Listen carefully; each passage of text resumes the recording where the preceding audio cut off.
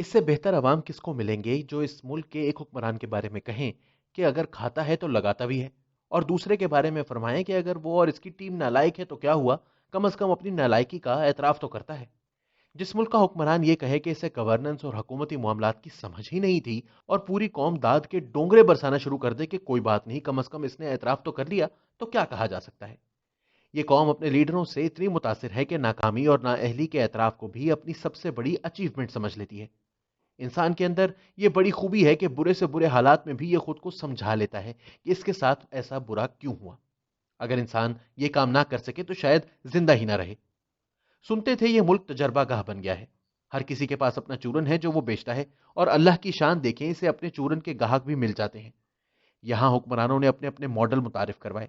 General Zia نے اسلام کا جھنڈا اٹھا لیا، بے نظیر بھٹو نیا سوشل کانٹریکٹ چاہتی تھی، شریفوں نے ایک ہی ماڈل دیا کہ ہم کتنا کما سکتے ہیں اور ہر دیگ میں ہمارا کتنا حصہ ہے۔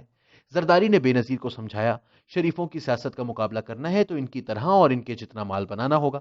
جنرل مشرف کا ماڈل یہ تھا کہ پہلے سب کرپٹ سیاست دانوں کو نیب کے ذریعے گرفتار کرا لو اور پھر انہیں اپنے ساتھ ملا کر وزیر بنا دو۔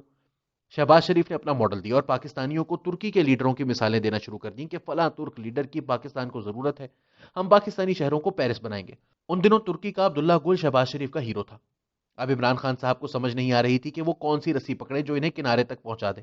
انہیں لگا یہ قوم احساس کمتری کی ماری ہے، ہزاروں سال اس پر افغانستان، سینٹرل ایشیا، ایران اور 7 سمندر پار سے آئے گوروں نے حکمرانی کی تھی۔ یہ کسی بھی بندے کو گھوڑے ہاتھی پر سوار دیکھ کر مروب ہو جاتی ہے، لہٰذا اس کی کمزوری کا فائدہ اٹھائیں اور انہیں انہی معاشروں کے بار بار حوالے دیں جو ان کے حکمران رہے ہیں۔ شہباز شریف نے اگر عبداللہ گل کو پاکستانیوں کے لیے نجات دہندہ قرار دے کر خود کو ان کا پاکستان میں متبادل قرار دیا تھا، تو عمران خان نے اسی ترکی سے طیب اردوان کو ڈھونڈ لیا۔ انہوں نے ملیشیا کے مہاتیر محمد کو بھی اس فہرست میں شامل کر دیا اور انہیں پاکستان بلوا کر لیکچر دلوائے۔ اسی پر بس نہ کی گئی بلکہ بھارت کے نتیش کمار کو بھی پاکستانیوں کے لیے نیا گورننس ماڈل بنا کر پیش کیا گیا۔ شہباز شریف یا نواز شریف پاکستان کے شہروں کو پیرس بنانا چاہتے تھے تو خان صاحب ان سے ایک قدم آگے گئے اور مغربی معاشروں اور ان کے حکمرانوں کی وہ خوبیاں بتانا شروع کی کہ پاکستانی دنگ رہ گئے کہ واقعی دنیا میں ایسے معاشرے اور حکمران بھی پائے جاتے ہیں۔ اب اگر پاکستانیوں کو ایسے معاشرے اور قابل حکمران چاہیے تھے تو پھر لازم ٹھہرا کہ عمران خان کو لایا جائے۔ اب 2.5 برس بعد پتا چلا کہ وہ تو تیار ہی نہ تھے، حالانکہ ہر جلسے میں ایک ہی نعرہ گونجتا تھا، میاں صاحب جان دیو ساٹی واری آن دیو۔ کیا خان صاحب کا یہ اعتراف کافی ہے کہ انہیں گورننس کی سمجھ نہ ہونے کی وجہ سے نقصان ہوا اور انہیں بیوروکریسی جل دے گئی؟ ان کی ناتجربہ کاری کی قیمت قوم نے ادا کی۔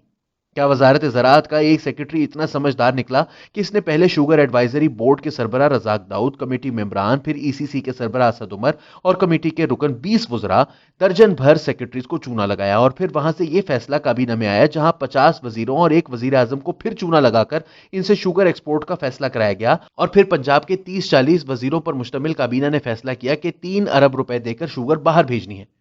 یہ سب کام ایک سیکرٹری کرتا رہا اور اس نے کسی کو پتہ نہیں چلنے دیا۔ وزیر لاچار اور بھولے نکلے۔ یہی گندم اور دوائیوں کے ساتھ ہوا، یہی کچھ آئل کمپنیوں نے کیا۔ اگر خان صاحب ذرا غور سے اس ایشو پر غور کریں گے تو انہیں پتہ چلے گا بیوروکریسی سے زیادہ ان کے گرد بیٹھے قریبی دوستوں نے عوام اور حکومت کو چونا لگایا۔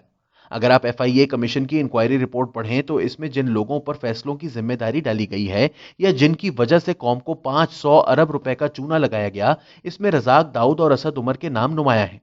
تیسرا بیوروکریٹ جو انڈسٹریز کا سیکرٹری تھا اس وقت وزیر اعظم کا مشیر ہے۔ اسی طرح اگر آپ آئل سکینڈل کے مسابقتی کمیشن کی رپورٹ پڑھ لیں تو اندازہ ہوگا جب پوری دنیا کووڈ وائرس کی وجہ سے سستا تیل خرید رہی تھی تو ان کے مشیر برائے انرجی جو ایکسپرٹ کہلواتے ہیں نے لیٹر جاری کرا دیا کہ باہر سے تیل امپورٹ نہیں ہوگا۔ اس طرح آئل کمپنیوں کو کھل کر مہنگا تیل بیچنے کا موقع فراہم کیا گیا۔ اب بھی اسی ایکسپرٹ نے ایل این جی کا آرڈر اس وقت نہ دیا جب یہ ایندھن $2 سے $4 میں مل رہا تھا، اس وقت آرڈر دیا جب قیمت دگنی ہو چکی تھی۔ یوں ایل این جی اب مہنگی خریدی گئی۔ اس طرح بجلی گھروں کی انکوائری رپورٹ میں جن بجلی گھروں کے نام آ رہے تھے اور جسے چھپا دیا گیا اس میں بھی وزیر اعظم کے قریبی لوگوں کے نام تھے۔ ان تمام بحرانوں کا بغور جائزہ لیں تو اندازہ ہوگا کہ یہ سب فیصلے وہ لوگ کر رہے تھے جو سیاسی وزیر نہیں بلکہ ٹیکنوکریٹ یا اپنی اپنی فیلڈ کے ماہرین تھے۔ انہی کی وجہ سے چینی، تیل، گندم، گیس کے بحران پیدا ہوئے اور پاکستان کو $2.5 سے $3 ارب کی گندم، چینی اور کاٹن باہر سے منگوانا پڑی جو انہی صاحبان نے مل کر پہلے باہر بھیجی تھی۔ یہی رزاق داؤد صاحب 3 ماہ تک شوگر ایڈوائزری بورڈ سے لے کر ای سی سی اور کابینہ تک لڑتے رہے اور اس وقت تک دم نہیں لیا جب تک 11 لاکھ ٹن چینی 3 ارب روپے دے کر باہر نہیں بھجوا دی۔ فیصلہ اسد عمر نے کیا تھا۔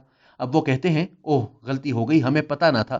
گندم کا بھی یہی کیا گیا، پنجاب سے گندم خیبر پختونخوا کے سوداگروں اور سمگلرز کے ذریعے افغانستان بھجوا دی گئی اور اب 24 لاکھ ٹن روس سے منگوائی جا رہی ہے۔ میں حیران ہوں، وفاقی اور پنجاب حکومت میں بیٹھے 100 وزیر اتنے نااہل ہیں کہ ایک آدھ بیوروکریٹ انہیں چینی، گندم، آئل اور گیس پر بیوقوف بنا دیتا ہے اور یہ بن جاتے ہیں۔ تو پھر یہ مشیر کس مرض کی دوا تھے؟ وزیر اعظم صاحب جو بات نہیں سمجھتے یا سمجھ کر اگنور کرتے رہے ہیں، یہ ہے کہ جن بڑے قابل لوگوں کو وہ بڑے دعوے کر کے کابینہ میں لائے تھے، وہ سب ذاتی کاروبار کر رہے تھے اور کر رہے ہیں۔ ان کے خاندانوں کی ذاتی فیکٹریاں ہیں، یہ اپنے فائدے نقصان دیکھ کر وزیر اعظم سے فیصلے کراتے ہیں۔ اگر وزیر اعظم کسی دن وقت نکال کر وہ سمریز پڑھ لیں جن کے ذریعے عوام کے اربوں لوٹے گئے، تو انہیں پتہ چلے گا کہ ہر سمری پر انہی کے قابل وزیروں اور ٹیکنوکریٹس کی منظوریاں شامل ہیں۔ ہو سکتا ہے عوام کو اربوں کا نقصان ہوا ہو، لیکن ذاتی کاروبار والوں کو اربوں کا فائدہ ہوا۔ ہمارے وزیر اعظم اپوزیشن میں تھے تو اس وقت پارلیمنٹ اچھی نہ ملی جہاں سے وہ گورننس سیکھ پاتے۔ اب حکمران بنے ہیں تو اچھی بیوروکریسی اور عوام نہ ملے جو ان کے ویژن کو سمجھ پاتے۔ جب میں بہو تھی تو ساس اچھی نہ ملی، جب ساس بنی تو بہو اچھی نہ ملی۔